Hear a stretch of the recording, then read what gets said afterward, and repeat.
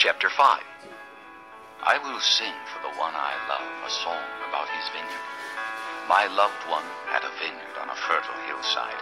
He dug it up and cleared it of stones and planted it with the choicest vines.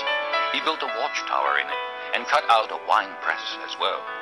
Then he looked for a crop of good grapes, but it yielded only bad fruit. Now you dwellers in Jerusalem and men of Judah, judge between me and my vineyard.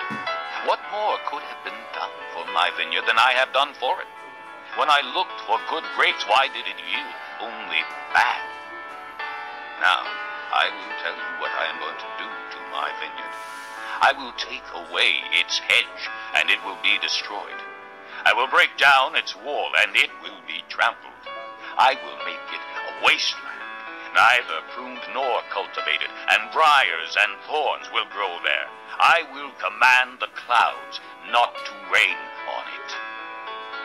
The vineyard of the Lord Almighty is the house of Israel, and the men of Judah are the garden of his delight. And he looked for justice, but saw bloodshed, for righteousness, but heard cries of distress. Woe to you who add house to house and join field to field till no space is left, and you live alone in the land. The Lord Almighty has declared in my hearing.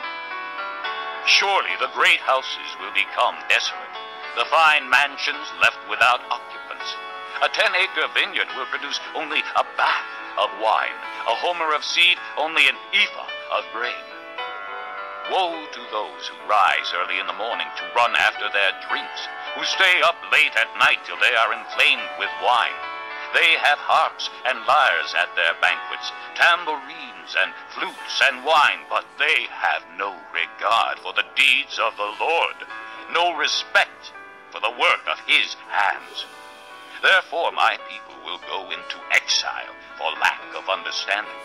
Their men of rank will die of hunger, and their masses will be parched with thirst. Therefore the grave enlarges its appetite, and opens its mouth without limit. Into it will descend their nobles, and masses with all their brawlers and revelers. So man will be brought low, and mankind humbled, the eyes of the arrogant humbled. But the Lord Almighty will be exalted by his justice, and the holy God will show himself holy by his righteousness. Then sheep will graze as in their own pasture. Lambs will feed among the ruins of the rich. Woe to those who draw sin along with cords of deceit and wickedness as with cart ropes. To those who say, let God hurry. Let him hasten his work so we may see it. Let it approach. Let the plan of the Holy One of Israel come so we may know it. Woe to those who call evil good and good evil, who put darkness for light and light for darkness, who put bitter for sweet and sweet for bitter.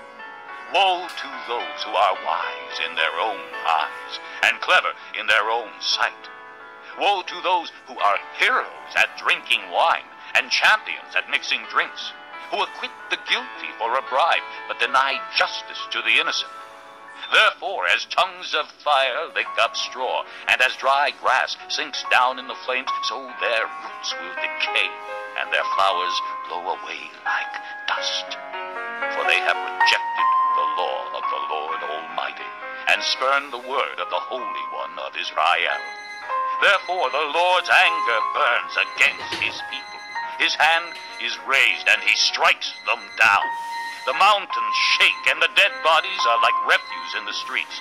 Yet for all this, his anger is not turned away. His hand is still upraised. He lifts up a banner for the distant nations. He whistles for those at the ends of the earth. Here they come, swiftly and speedily. Not one of them grows tired or stumbles. Not one slumbers or sleeps. Not a belt is loosened at the waist. Not a sandal thong is broken. Their arrows are sharp. All their bows are strung.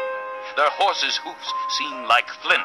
Their chariot wheels like a whirlwind. Their roar is like that of the lion. They roar like young lions. They growl as they seize their prey and carry it off with no one to rescue.